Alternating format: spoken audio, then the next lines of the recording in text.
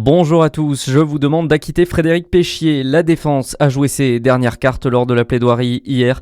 La cour d'assises de Besançon est sur le point de fermer la page d'un des plus grands procès de ces dernières années. Frédéric Péchier, accusé de 30 empoisonnements dont 12 mortels, continue, lui, de clamer son innocence. Je n'ai jamais empoisonné quelqu'un, a affirmé l'anesthésiste lors de son dernier passage à la barre. Le verdict sera rendu avant la fin de la semaine. Pour rappel, il encourt la réclusion criminelle à perpétuité.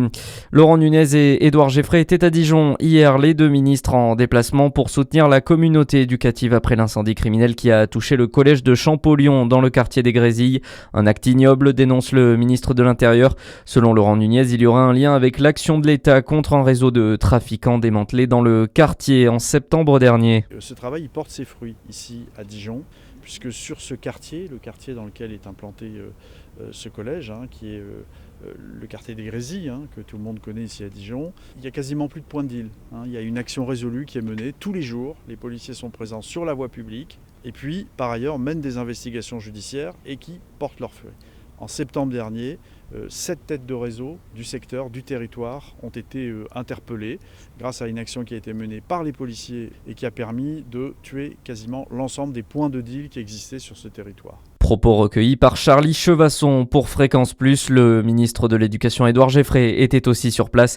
Il promet de rescolariser les élèves dans le collège ou à proximité immédiate après les vacances de Noël. La maire sortante repart dans la course au municipal à Arbois. Ce week-end, Valérie Depierre a levé le voile sur ses intentions. L'édile sera bien candidate à sa propre succession pour les 6 prochaines années. Élue en 2020 avec 52% des suffrages, elle était devenue la première femme à prendre la tête de la capitale des vins du Jura. Elle affirme vouloir inscrire son action dans la continuité de son premier mandat.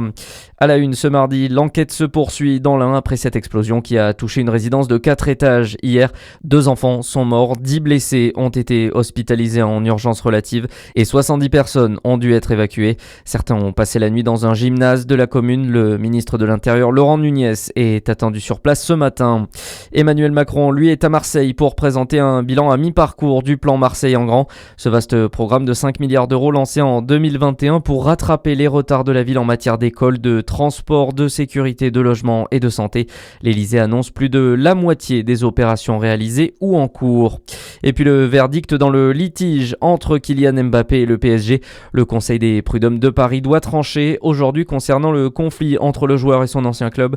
L'audience a eu lieu il y a un mois et chaque camp a réclamé à l'autre des centaines de millions d'euros.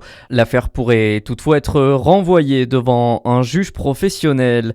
À suivre votre météo en détail sur Fréquence Plus.